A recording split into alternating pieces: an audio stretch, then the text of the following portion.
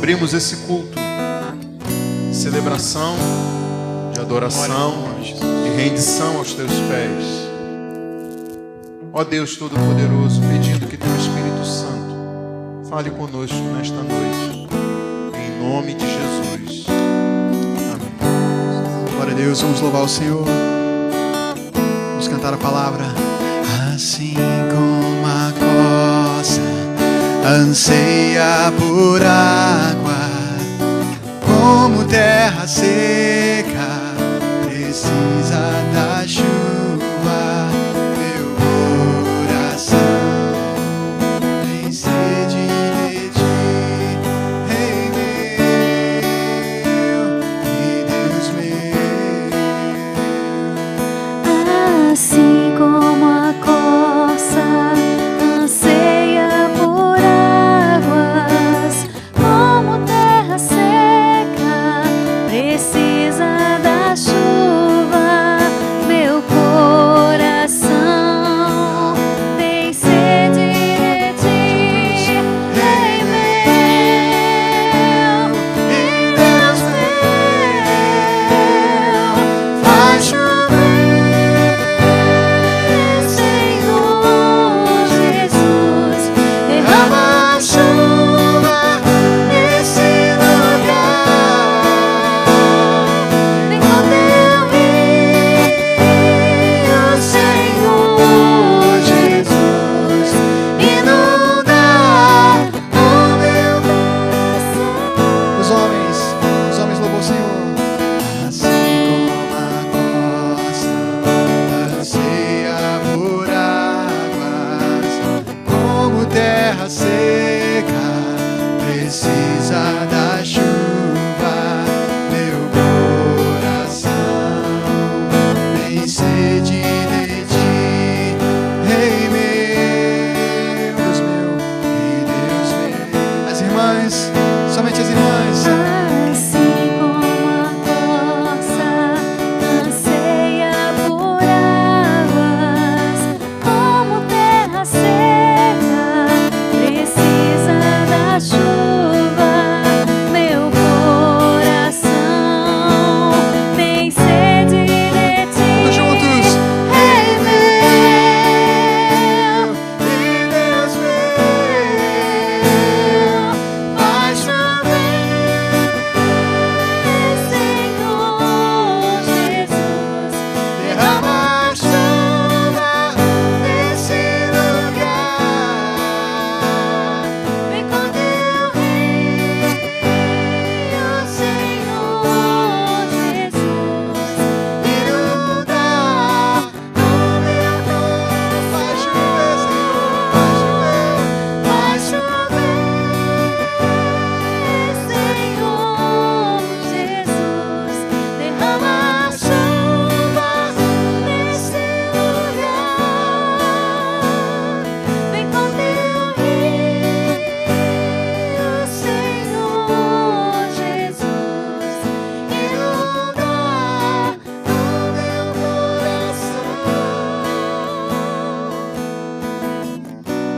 Ó Senhor Jesus, um dia tu disseste que tu és a fonte de água viva, Senhor, e que tu fazes fluir no interior daquele que crê em ti rios de água viva. Deus eterno e todo-poderoso, nesta hora, junto com os meus irmãos aqui reunidos e com a tua igreja nos lares, Senhor, eu venho me colocar junto aos meus irmãos, aos teus pés, ó Deus, pedindo para que o Senhor venha saciar a sede da nossa alma, Senhor. Nesses dias, ó Pai, em que estamos afastados, distantes, longe desse convívio em um só lugar como corpo, Senhor, mas unidos num só espírito, numa só disposição, numa só alma, Senhor, em nossos lares. Deus eterno, colocamos diante de Ti, em especial nesta noite, as nossas famílias, os nossos lares, ó Pai. Junto com os meus irmãos e irmãs, eu te peço, meu irmão, você que está aí na sua casa, se você estiver ao lado de alguém, dê a mão a esta pessoa.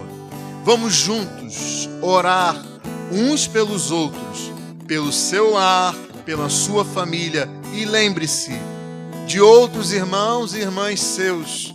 Lembre-se que seja de uma família e interceda por esta família. Ó Deus Todo-Poderoso, eu te peço pela minha casa, pela minha esposa, pela minha filha, Senhor. Entrego em tuas mãos a vida da minha sogra, do meu sogro, ó Deus, dos meus cunhados. Peço-te pelo meu pai, Senhor, que a tua graça esteja sobre a vida dele e o lar dele, Senhor. Ó Deus Todo-Poderoso, que a tua mão esteja estendida sobre o meu lar, dando-me graça, sabedoria e discernimento, Senhor, assim como a minha esposa, ó Deus, ajudando-nos e juntando-nos como um só corpo, Senhor.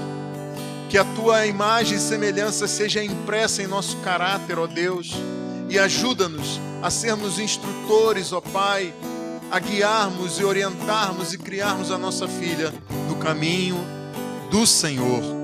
Deus eterno e todo-poderoso, junto com os meus irmãos e irmãs, eu te peço por cada lar, por cada família da nossa igreja cristã Nova Vida em Olaria.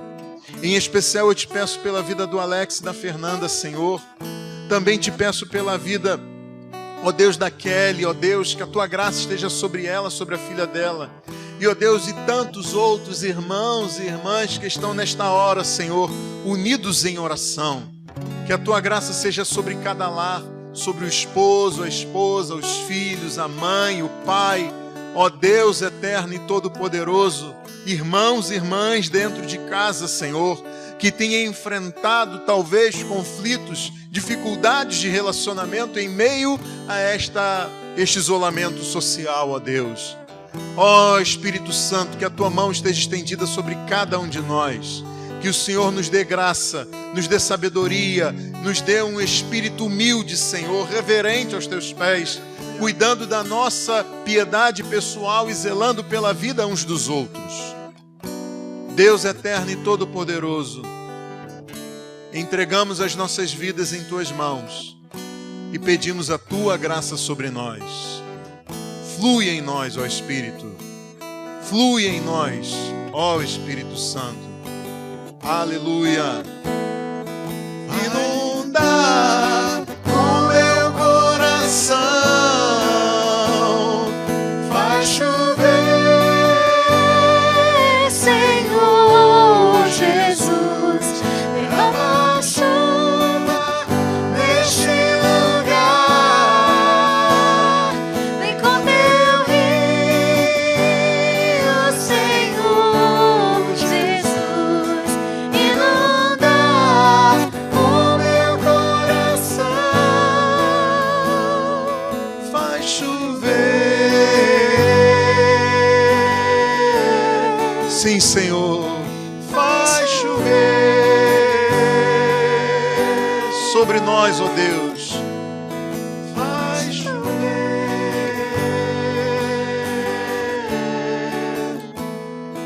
faz chover. Glória a Deus. Glória a Deus. Nesse momento, abra sua Bíblia. Em Marcos capítulo 10, nós vamos meditar na palavra do Senhor. Bom, meus irmãos e minhas irmãs, eu quero convidá-los a abrirem suas Bíblias em Marcos capítulo 10. Nós vamos ler os versículos 1 a 12. E nos diz assim a palavra do Senhor. Então Jesus saiu dali e foi para a região da Judéia e para o outro lado do Jordão. Novamente uma multidão veio a ele, segundo o seu costume, ele a ensinava. Alguns fariseus aproximaram-se dele para pô-lo à prova, perguntando: é permitido ao homem divorciar-se de sua mulher? O que Moisés lhes ordenou? Perguntou ele. Eles disseram: Moisés permitiu que o homem lhe desse uma certidão de divórcio e a mandasse embora. Respondeu Jesus: Moisés escreveu essa lei por causa da dureza de coração de vocês. Mas no princípio da criação, Deus os fez homem e mulher. Por essa razão, o homem deixará pai e mãe, se unirá à sua mulher, e os dois se tornarão uma só carne. Assim, eles já não são dois, mas sim uma só carne. Portanto, o que Deus uniu, ninguém o separe. Quando estava em casa, novamente, os discípulos interrogaram Jesus sobre o mesmo assunto. Ele respondeu: todo aquele que se divorciar de sua mulher e se casar com outra mulher, estará cometendo adultério contra ela. E se ela se divorciar de seu marido e se casar com outro homem, estará cometendo adultério. Curve sua cabeça, vamos orar. Senhor Deus, nesta noite, eu, junto com a tua igreja, nos achegamos aos teus pés pedindo a tua graça sobre nós. Que o Senhor nos dê discernimento para compreendermos aquilo que Jesus quis ensinar aos discípulos e à tua igreja, através dessas palavras, Senhor.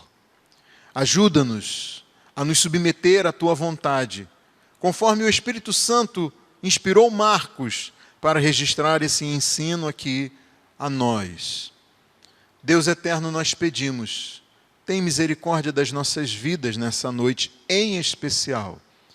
Perdoa-nos e ajuda-nos a viver de forma digna do teu evangelho a vida comum do lar. Nós pedimos isso em nome de Jesus. Amém. Meus irmãos e minhas irmãs, nós estamos prosseguindo na série de mensagens intitulada O Evangelho de Marcos para uma Igreja Missional, e nós chegamos a um tema que parece não ter nada a ver com a missão da igreja, quando, na verdade, esse tema tratado por Jesus, nesse texto que a gente leu, tem tudo a ver com o discipulado. Jesus ele está a poucas semanas do dia em que seria crucificado, e então ele decide se dedicar a um programa de discipulado dos seus apóstolos, os 12.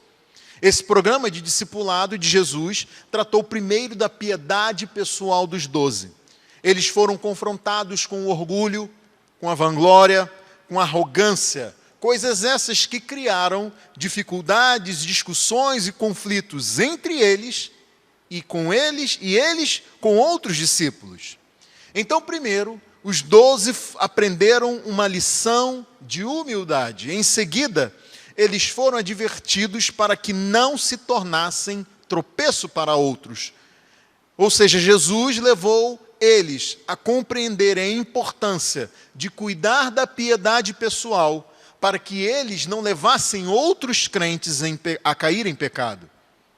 E agora, o programa de discipulado de Jesus vai da autoconfrontação com vistas ao cuidado pessoal, à santidade pessoal, para agora tratar das relações familiares. E aí percebam comigo a linha seguida por Jesus nesse seu programa de discipulado. Primeiro, ele tratou do indivíduo, da piedade e da santidade pessoal, e agora ele fala da família. Vejam que esse também foi o modelo seguido pelo apóstolo Paulo. Paulo orientou a Timóteo e a Tito sobre como eles deveriam escolher dentre a congregação aqueles que seriam ordenados ao ministério pastoral e ao diaconato. Por exemplo, Paulo escreveu na primeira carta a Timóteo, no capítulo 3, é necessário que o bispo seja irrepreensível. Então vejam o destaque para a piedade pessoal do candidato ao ministério do Evangelho. Depois Paulo diz, marido de uma só mulher. Então vejam o destaque em seguida da piedade pessoal para a família. Paulo continua dizendo que esse candidato ao ministério deve ser sóbrio, prudente, respeitável, hospitaleiro, apto para ensinar. Não deve ser apegado ao vinho, nem violento, mas sim amável, pacífico e não apegado ao dinheiro. Todas essas características que dizem respeito à piedade pessoal. E em seguida Paulo diz, ele deve governar bem sua própria casa, sua própria família, tendo os filhos sujeitos a ele com toda a dignidade. Então as qualificações para o ministro do Evangelho destacadas pelo apóstolo Paulo são a piedade pessoal e o relacionamento familiar dignos do Evangelho. Meus irmãos e minhas irmãs, o lar é o maior campo de provas de todo cristão e é lá que o verdadeiro discípulo é formado. O lar é o maior campo de provas de todo cristão e é lá que o verdadeiro discípulo é formado. É por isso que não deve ser surpresa para a gente que Marcos destaque exatamente nesse ponto os ensinos de Jesus relacionados à família nesse seu programa de discipulado. Meditando sobre isso, eu fui levado a me sentir um pouco desconfortável por expor este tema na programação exatamente no dia de hoje e no momento que nós estamos vivendo. Não parece ser muito apropriado, esse momento parece não favorecer o tratamento desse assunto e também, meditando sobre isto, eu fui pessoalmente desafiado. Mas, talvez seja esse o momento realmente propício para tratar desse assunto. Por exemplo, eu li ao longo desse período de distanciamento social sobre os desafios de convivência impostos aos casais e às famílias. Li numa matéria jornalística sobre uma moça e um rapaz casados há 2 meses, que se viram entre a oportunidade de desfrutar uma nova lua de mel e se conhecerem melhor, e a oportunidade de descobrirem o que um não suporta no outro. O título dessa matéria jornalística era "Confinados em casa, casais lutam contra dificuldades da hiperconvivência". E eu fiquei pensando, será que os meus irmãos e irmãs também estão lutando contra as dificuldades da hiperconvivência em casa? A matéria também tratava da hiperconvivência com os filhos. E aí eu fiquei pensando, será que as famílias com filhos lá da igreja também têm lutado contra as dificuldades geradas por essa hiperconvivência? Nessa matéria, um psicanalista observou que problemas de relacionamento e neuroses que já existem tendem a se manifestar na atual situação. Então, é o seguinte, essa hiperconvivência, ela só cria maiores e mais diversificadas oportunidades para que os problemas de relacionamento e as neuroses que já existem se manifestem. Uma outra matéria destacava o aumento expressivo do número de pedidos de divórcio na China, coincidindo com esse isolamento por causa da Covid-19. Uma especialista consultada disse que os casais devem evitar que o contato direto durante 24 horas gere atritos desnecessários, como brigas sem motivo aparente ou resgate daquele assunto pendente lá do passado que pode causar conflitos e magoar. O título dessa matéria, 5 dicas para os casais sobreviverem à quarentena.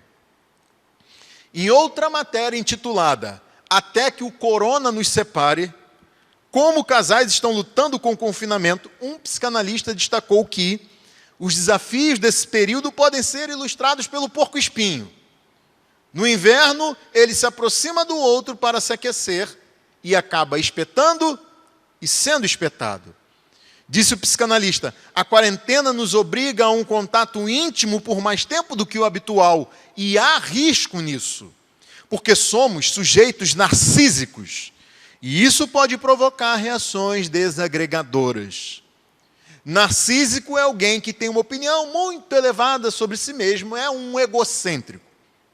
E conforme o psicanalista, todos nós somos narcísicos em alguma medida.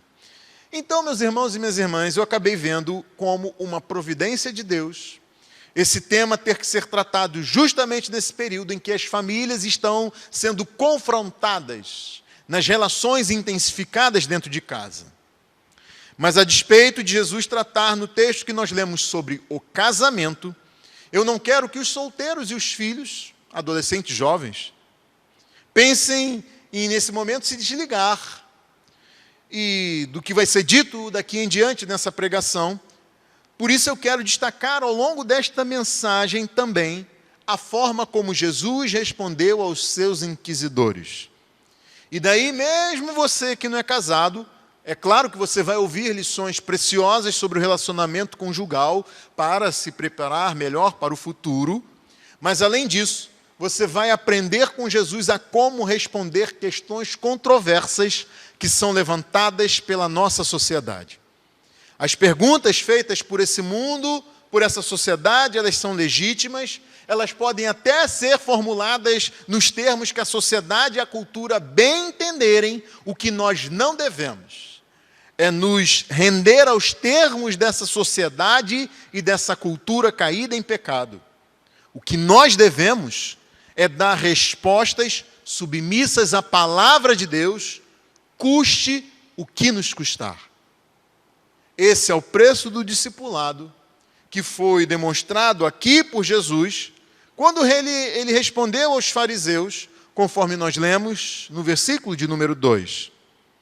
Alguns fariseus aproximaram-se dele para pô-lo à prova, perguntando: é permitido ao homem divorciar-se de sua mulher?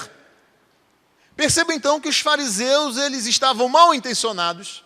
Eles queriam testar Jesus, colocar Jesus à prova, ou como uma outra tradução para este versículo nos diz, eles foram tentar Jesus. Agora, pensem comigo, por que esta pergunta tinha uma intenção maligna por trás dela? Vejam que no versículo de número 1, nós lemos que Jesus foi para a região da Judéia, para o outro lado do Jordão, e essa era a região conhecida como Pérea. Qual a importância disso? É que a Pérea era a região sob o governo de Herodes Antipas, aquele que tinha mandado cortar a cabeça de João Batista, influenciado por sua esposa Herodias. João Batista vinha acusando Herodes por manter um relacionamento ilícito com Herodias. Herodias tinha se divorciado de Filipe para se casar com Herodes, e o detalhe é que Filipe era irmão de Herodes. Por causa das acusações, Herodias foi alimentando um ódio crescente por João Batista, até que ela aproveitou uma oportunidade para levar o seu marido a condenar João à decapitação. Daí então os fariseus se aproximaram de Jesus de forma ardilosa para o questionar sobre o divórcio, justamente no território governado por Herodes, onde João Batista tinha sido morto por condenar o divórcio e o recasamento de Herodias. Uma outra razão, porque a pergunta dos fariseus tinha uma motivação maligna, foi porque havia uma controvérsia de interpretação bíblica sobre o divórcio naquele tempo. Deuteronômio 24, versículos 1 a 4, você não precisa abrir, eu vou ler para você. Diz o seguinte: se um homem casar-se com uma mulher e depois não a quiser mais, por encontrar nela algo que ele reprova, dará certidão de divórcio à mulher e a mandará embora. Se depois de sair de casa ela se tornar mulher de outro homem e o seu segundo marido não gostar dela, lhe dará certidão de divórcio e mandará embora a mulher. Ou também, se ele morrer, o primeiro marido que se divorciou dela não poderá casar-se com ela de novo, visto que ela foi contaminada. Seria detestável para o Senhor. Não tragam pecado sobre a terra que o Senhor, o seu Deus, lhes dá por herança. Moisés, então, estabeleceu para o povo de Israel, saído do Egito, às portas da terra de Canaã, certas regras de convivência entre eles. O divórcio era algo que já acontecia no meio do povo, e daí, então, para proteger a mulher e, de certa forma, desestimular o divórcio, Moisés estabeleceu essa regra que dava liberdade à mulher divorciada a recasar e impedia que o primeiro marido contraísse de novo matrimônio com essa mulher, caso o segundo marido dela viesse a morrer. A gente precisa ter em mente que a mulher naquele tempo dependia economicamente de um esposo para sobrevivência, e daí uma mulher divorciada, largada à rua, iria passar grande sofrimento. Além disso, a regra dada por Moisés impedia que, no caso da viuvez da mulher do seu segundo marido, do seu segundo casamento, o primeiro marido não podia nem pensar em se dar bem, contraindo novamente casamento com ela, por causa da herança do marido falecido. A lei de Moisés impedia que a mulher fosse injustamente rejeitada e virasse um joguete nas mãos dos homens. Mas o problema estava na interpretação do que diz o versículo 1. Se um homem casar-se com uma mulher e depois não a quiser mais por encontrar nela algo que ele reprova, dará certidão de divórcio à mulher e a mandará embora. E a pergunta é, o que seria esse algo que ele reprova? Uma outra tradução diz, por ter ele achado coisa indecente nela. Tudo bem, mas o que seria essa coisa indecente que justificaria o divórcio? Daí então, havia a escola do rabino Shammai, que dizia que o divórcio só era permitido por causa da infidelidade conjugal, por conta do adultério, e era essa a coisa indecente. Mas havia a escola do rabino Hillel, que era mais liberal e defendia que o divórcio era permitido até pelas coisas mais banais.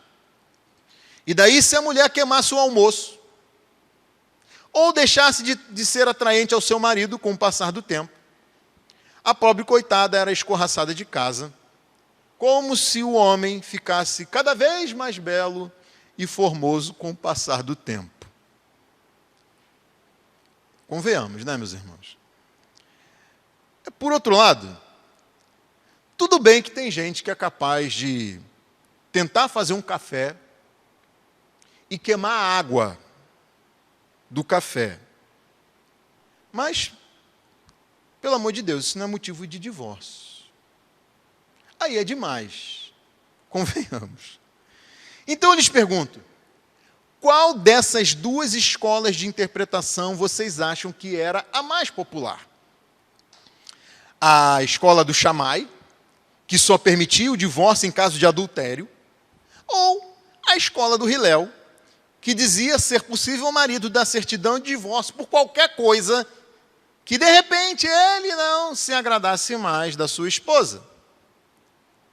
Eu acho que a gente nem precisa perguntar muito, porque é claro que a escola do Shammai era mais popular, daí o divórcio entre os judeus era a coisa mais comum, pelas coisas mais banais, como é hoje na nossa cultura.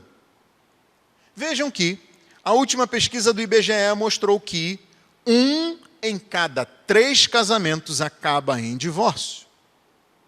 1 em cada 3. Em média, os casamentos duram 14 anos.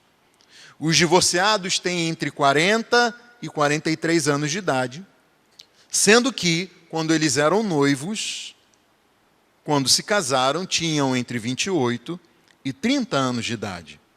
E os filhos já não são mais um impedimento para a separação. O alerta que fica para você, para mim, nós que nos enquadramos nesse perfil é: cuidado para você não virar mais um número nessa estatística. A maioria dos casamentos não dura mais do que 2 ou 3 anos de idade. Se você ver a curva de separações, de divórcios, separados, classificados pelo tempo depois do casamento. Menos de 1 ano, 1 ano, 2, 3, 4, 5, e daí em diante. Você vai ver uma curva que parece a curva da Covid-19. Esse número já começa alto com menos de 1 ano de casamento e divórcio, cresce ali até os 2, 3 anos e começa a cair lentamente. Meus irmãos e minhas irmãs, a minha oração é para que haja um achatamento dessa curva de divórcios. E o que mais me preocupa é que no Brasil nós não temos um recorte por religião, mas informações dos Estados Unidos mostram que a taxa de divórcios entre evangélicos se iguala à da sociedade em geral. E eu imagino que cá entre nós ocorra o mesmo. E isso sem falar no perfil progressista da sociedade moderna, que de progressista nada tem nessa relação dos costumes. Na Grécia, daqueles tempos de Jesus, era comum um homem, ouçam, ter prostitutas para o prazer, concubinas para o sexo diário e esposas com o propósito de ter filhos legítimos. Em Roma, afirmava-se que as mulheres se casam para se divorciar e se divorciam para casar. Então, na sociedade grega e romana dos tempos de Jesus, a infidelidade conjugal e o divórcio eram coisas comuns e aceitas, assim como hoje. Bom, então a intenção maligna dos fariseus foi fazer uma pergunta com a intenção de deixar Jesus sem escapatória. É permitido ao homem divorciar-se de sua mulher? Se Jesus dissesse não, então ele estaria comprando uma briga com Herodes e Herodias e poderia ter o mesmo fim de João Batista? Se Jesus dissesse sim, então ele estaria endossando a tradição judaica hipócrita e pecaminosa. Mas Jesus deu uma resposta não imaginada pelos fariseus. Vejam comigo os versículos 3 e 4. O que Moisés lhes ordenou? Perguntou ele. Eles disseram, Moisés permitiu que o homem lhe desse uma certidão de divórcio e mandasse embora. Então Jesus pergunta sobre um mandamento, sobre uma ordem, e os fariseus respondem com uma permissão. Então eles mesmos reconheceram que a certidão de divórcio era uma concessão e não uma regra. E foi por essa trilha que Jesus prosseguiu no seu argumento. Veja comigo os versículos 5 a 9. Respondeu Jesus, Moisés escreveu essa lei por causa da dureza de coração de vocês. Mas do princípio da criação, Deus os fez homem e mulher. Por essa razão, o homem deixará pai e mãe e se unirá à sua mulher e os dois se tornarão uma só carne. Assim eles já não são dois, mas sim uma só carne. Portanto, que Deus uniu, ninguém o separe. Então Jesus está nos dando aqui um passo a passo de como responder biblicamente a questões controversas. Questões que podem ser relacionadas com o divórcio, como aqui, mas também com a homossexualidade, o aborto ou o feminismo. A primeira coisa a se fazer é identificar quais são os pressupostos da pessoa que está questionando e mostrar a ela que não será possível argumentar qualquer coisa com base nos pressupostos dela. Será necessário trazer essa pessoa para um terreno comum, mostrando a ela as falhas das suas pressuposições e apresentando a ela os fundamentos bíblicos do nosso argumento. Vejam que Jesus ele não discutiu com base nos argumentos de nenhuma escola rabínica. Primeiro, ele apontou para aquilo que Moisés escreveu sobre o divórcio, como razão de ter escrito isso por causa da dureza de coração do povo israelita. E essa expressão dureza de coração aponta para a posição pecaminosa intransigente, cega, surda e insensível à verdade espiritual. Esses fariseus tinham esquecido, inclusive, daquilo que o profeta Malaquias tinha dito. Malaquias condenou a hipocrisia do povo que trazia ofertas a Deus, até mesmo com lágrimas, enquanto o Senhor não lhes dava ouvidos. Mas esse povo não reconhecia os seus graves pecados. E um desses pecados era o divórcio por motivos banais. Maridos mantinham uma atitude de descompromisso e infidelidade com o pacto firmado com sua respectiva esposa diante de Deus. Por isso Malaquias lhes disse no capítulo 2, vocês enchem de lágrimas o altar do Senhor, choram e gemem porque ele já não dá atenção às suas ofertas, nem as aceita com prazer. E vocês ainda perguntam por quê? É porque o Senhor é testemunha entre você e a mulher da sua mocidade. pois você não cumpriu a sua promessa de fidelidade, embora ela fosse a sua companheira, a mulher do seu acordo matrimonial. Não foi o Senhor que os fez um, em um corpo e em espírito eles lhe pertencem. E por que um só? Porque ele desejava uma descendência consagrada. Portanto, tenham cuidado, ninguém seja infiel à mulher da sua mocidade. Eu odeio o divórcio, diz o Senhor, o Deus de Israel. Por isso tenham bom senso, não sejam infiéis. A verdade, meus irmãos e minhas irmãs, é que no fundo, o divórcio é fruto do pecado humano, é expressão da dureza de um coração obstinado, e por isso o divórcio é odiado por Deus. Mais do que isso, o divórcio é uma ofensa àquilo que o casamento simboliza. Jesus usa o mesmo argumento de Malaquias.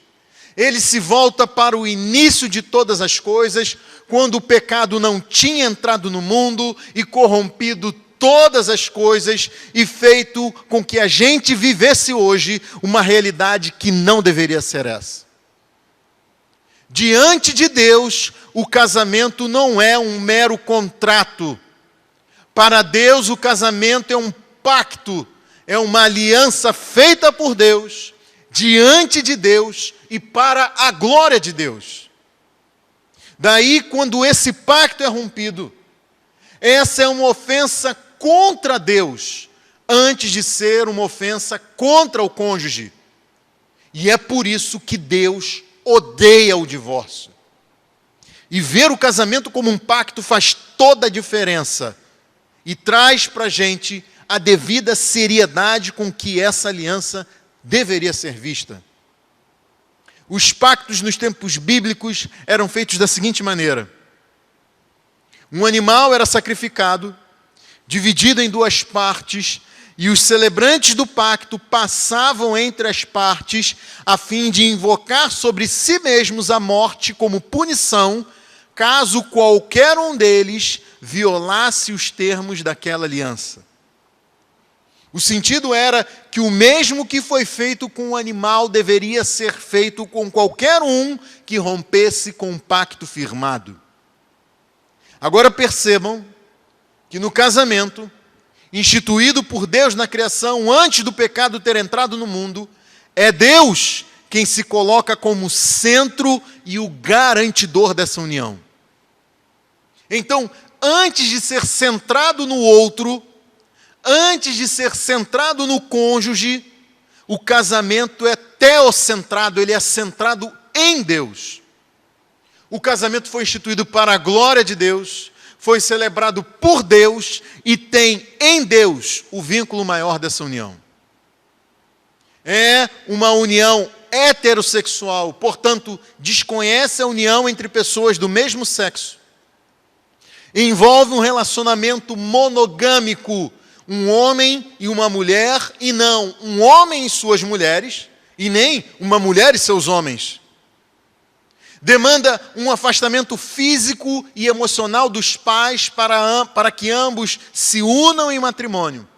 Por isso não faz sentido você correr para a casa do papai ou da mamãe para resolver os problemas do casamento. É monossomático, ou seja, os dois se tornam uma só carne, o que exige que ambos abram mão de coisas a fim de que sejam um só em vez de dois. E é justamente por isso que todo divórcio é traumático. Todo divórcio é, infelizmente, traumático. A ideia trazida pelos dois se tornarem um é que o casal está colado um ao outro com uma espécie de supercola. De tal modo que quando você força para que eles se separem, pedaços são arrancados e estilhaços de ambos são jogados ao chão. E vejam vocês, até mesmo aquele afastamento momentâneo do casal dentro de casa por causa de um conflito, aquele silêncio, aquela frieza, isso ainda é traumático para o casal e odioso para Deus. Meus irmãos e minhas irmãs, essa é a teologia do casamento. Agora pensem comigo, por que Deus se envolveria em um negócio tão humano, tão aparentemente carnal como o relacionamento de um homem com uma mulher? É porque o casamento não diz respeito só ao homem e à mulher. O casamento é um símbolo da união de Cristo com a igreja. É o que nos ensina o apóstolo Paulo em Efésios capítulo 5. Ouça. Por essa razão, o homem deixará pai e mãe, se unirá à sua mulher, e os dois se tornarão uma só carne. Este é um mistério profundo, refiro-me, porém, a Cristo e à igreja. Portanto, cada um de vocês ame a sua mulher como a si mesmo, e a mulher trate o marido com todo respeito. Agora, vocês se lembram que eu disse que o casamento é um pacto? Vocês se lembram do sacrifício do animal? Vocês se lembram do compromisso de fidelidade ao pacto? Dessa aliança que é inquebrável? Agora contemplem a união de Cristo com a igreja. Nesse santíssimo casamento, é Cristo o sacrifício em favor do pacto e da igreja. Então o casamento não diz respeito apenas a um homem e uma mulher. O casamento é um símbolo da mais sublime união espiritual de Cristo com a igreja. E o que a gente aprende com isso? Em Efésios 5, Paulo também diz: Cristo amou a igreja e se entregou por ela para santificar e purificar pelo lavar da água mediante a palavra, e para apresentá-la a si mesmo como igreja gloriosa, sem mancha nem ruga ou coisa semelhante, mas santa e inculpável. Daí então a gente não deve pensar em termos humanos, como se Cristo fosse aquele cara bonitão, malhadão, se apaixonando por uma mulher de infinita beleza, tão bonita como uma top model, que a gente tivesse grande dificuldade em encontrar algum defeito nela. Meus irmãos e minhas irmãs, Cristo amou uma igreja nada santa, impura moralmente e condenada. E isso ensina a nós, maridos, que cada um de nós, com a respectiva esposa, e que a nossa esposa, a esposa de cada um de nós, deve se tornar cada vez mais santa pela ministração amorosa, minha em relação à minha esposa, e sua em relação à sua esposa, e não o avesso disso. A sua esposa, meu irmão, assim como a minha esposa, deve se tornar mais santa pela atuação de cada um de nós como marido, e não, apesar de quem você é como marido, e a despeito de quem eu sou como marido. A ação de Jesus em favor da igreja também nos ensina mais. Mas antes, veja aqui a conclusão de Jesus sobre esse assunto. Versículos 10 a 12 de Marcos. Quando estava em casa novamente, os discípulos interrogaram Jesus sobre esse assunto. Ele respondeu: todo aquele que se divorciar de sua mulher e se casar com outra mulher estará cometendo adultério contra ela. E se ela se divorciar de seu marido e se casar com outro homem, estará cometendo adultério também. Jesus atribuiu o mesmo peso ao homem e à mulher nessa relação, em relação ao divórcio, e julgou ser adultério o recasamento depois do divórcio. Daí alguém que esteja me escutando pode se perguntar: bom, Erlon, eu hoje estou divorciado e sou recasado, ou eu hoje estou divorciado e sou recasada. Então você está me dizendo que eu estou em um relacionamento adúltero? Mesmo depois de tudo que eu passei? Bom, primeiro eu quero que você abra comigo aí a sua Bíblia em Mateus capítulo 19. Vamos ler os versículos 8 e 9. Mateus, capítulo 19, versículos 8 e 9. Jesus respondeu: Moisés permitiu que vocês se divorciassem de suas mulheres por causa da dureza de coração de vocês, mas não foi assim desde o princípio. Eu lhes digo que todo aquele que se divorciar de sua mulher, exceto por imoralidade sexual, e se casar com outra mulher, estará cometendo adultério. Então Jesus deixou uma cláusula de exceção para o divórcio quando um comete adultério. Existe uma outra cláusula de exceção que justifica o divórcio e é dada pelo apóstolo Paulo lá em 1 Coríntios, no capítulo 7, versículo 15, que se aplica ao caso em que um dos cônjuges que não é crente não quer manter o casamento e abandona a pessoa que é crente. Então o divórcio ele pode ser admitido nesses casos: adultério ou abandono. Agora, prestem muita atenção no que eu estou dizendo e no que eu não estou dizendo. O divórcio ele pode ser admitido. Isso não quer dizer que ele é obrigatório, especialmente no caso de adultério. E é aqui que a gente retorna ao relacionamento de Cristo com a igreja para aprender mais sobre isso. Meus irmãos e minhas irmãs, mais do que qualquer outro, Deus sabe bem o que é isso. Ouça o que está escrito no livro do profeta Jeremias, no capítulo 3. O Senhor me disse: você viu o que fez Israel a infiel? Subiu todo o monte elevado e foi para debaixo de toda a árvore verdejante para prostituir-se. Depois de ter feito tudo isso, pensei que ela voltaria para mim, mas não voltou. E a sua irmã traidora, Judá, viu essas coisas. Viu também que dei a infiel Israel uma certidão de divórcio e a mandei embora por causa de todos os seus adultérios. Entretanto, a sua irmã Judá, a traidora, e também se prostituiu sem temor algum. Judá contaminou a terra, cometendo adultério com ídolos de pedra e de madeira. Apesar de tudo isso, Judá, a traidora, não voltou para mim todo o coração, mas sim com fingimento. Declara o Senhor. O Senhor me disse: vai e proclama esta mensagem. Volte, ó infiel Israel, declara o Senhor. Não mais franzirei a testa cheio de ira contra vocês, pois eu sou fiel, declara o Senhor. Não ficarei irado para sempre, mas reconheço o seu pecado.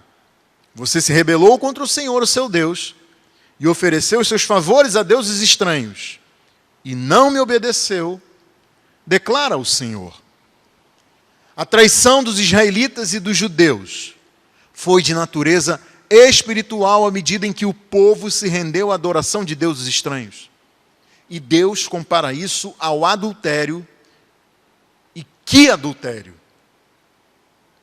Mas vejam como Deus se dispõe a receber de volta os traidores arrependidos.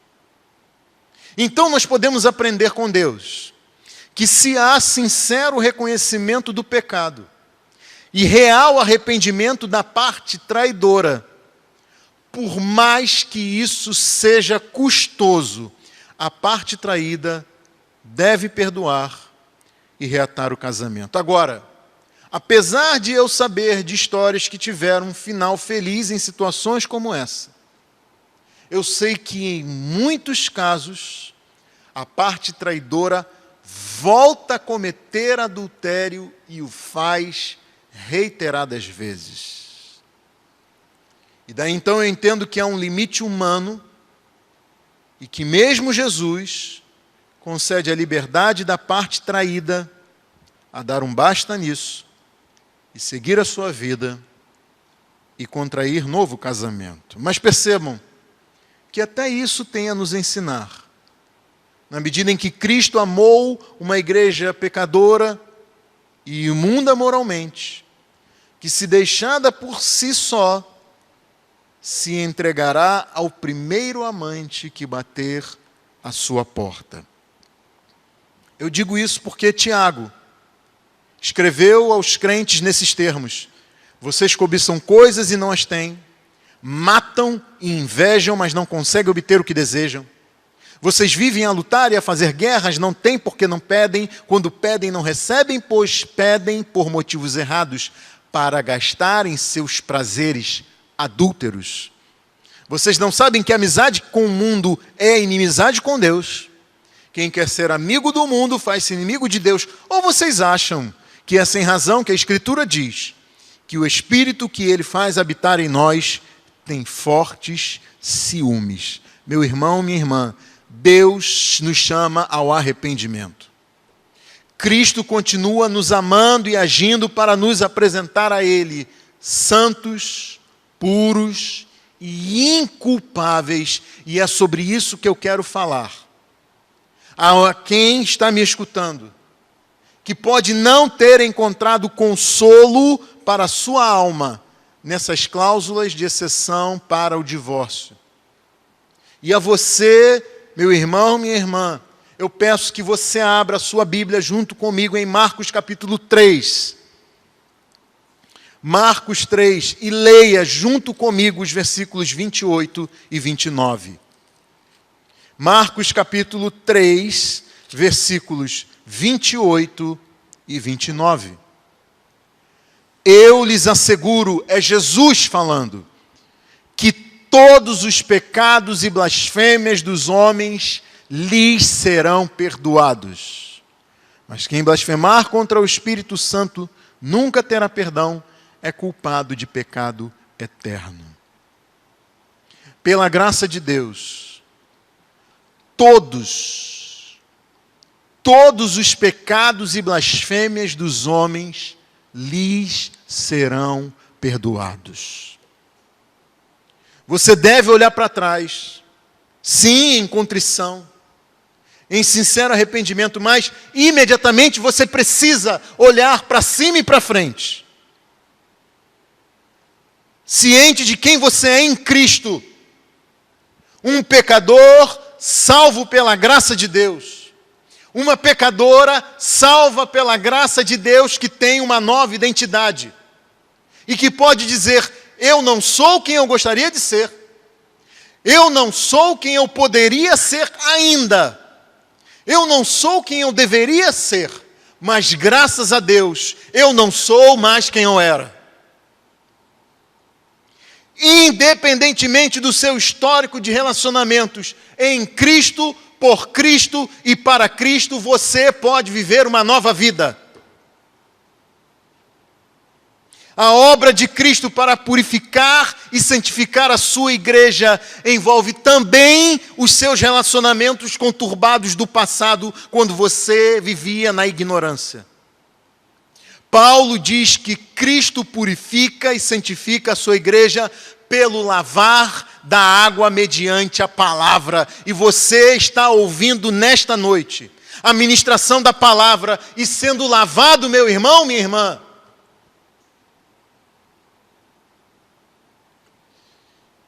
E eu gostaria de fazer algumas considerações finais sobre isso.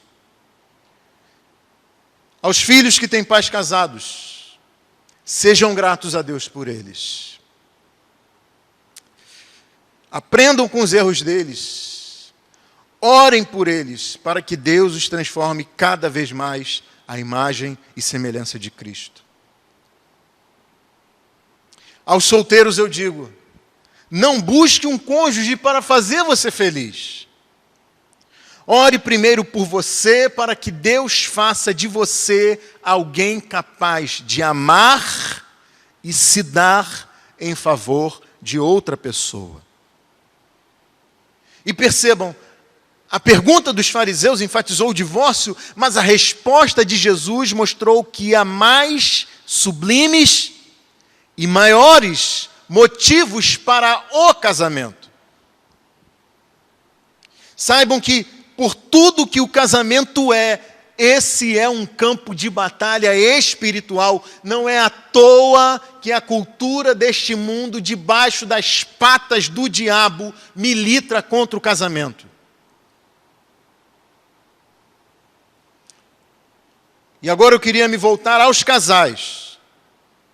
Uma palavra inadmissível entre os casais cristãos, que deve ser repreendida e afastada da mente, dos lábios de vocês, é a palavra divórcio, separação. Eu sei que as coisas podem se tornar muito difíceis, insuportáveis, mas lembrem-se de que o que Deus uniu, ninguém o separe. Queria chamar aqui os nossos irmãos para esse encerramento de mensagem de pregação. Eu quero dizer aos casais, lembrem-se de recorrer a Cristo, que em sua graça é capaz de mudar corações e circunstâncias. Olhem para os seus próprios corações, sondem as suas intenções e façam a oração do Salmo 139. Sonda-me, ó Deus, conhece o meu coração, prova-me, conhece os meus pensamentos. Ó Deus, examina a minha vida em detalhes. Põe os meus pensamentos e emoções à prova, toma conhecimento de tudo, Senhor. Vê se em minha conduta há algo que te ofende e dirige-me pelo caminho eterno. Vê se há em mim algum pecado e guia-me pelo caminho eterno. Descobre qualquer caminho errado e mau e orienta-me para que eu ande sempre no caminho, pelo caminho da vida eterna. Glória a Deus. Curve sua cabeça e cante conosco. Senhor, tu me sondas e me conheces. Sabes quando assento e levanto. Esquadrinhas meu andar e o meu deitar. Conheces todos os meus caminhos. Ainda a palavra não me chegou à boca, não, e tu já conheces, Senhor. Tu me cercas por trás e por diante, e sobre mim põe tua mão.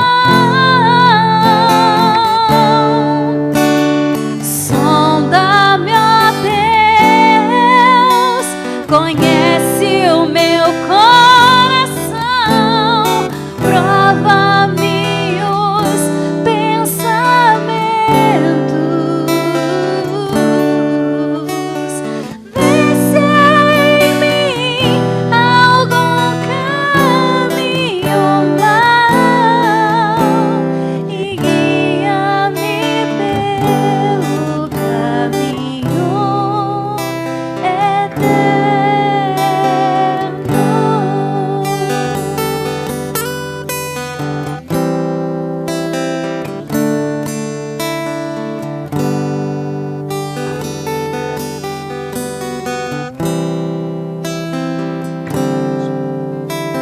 Sonda-me, ó Deus, conhece o meu coração, prova-me os pensamentos,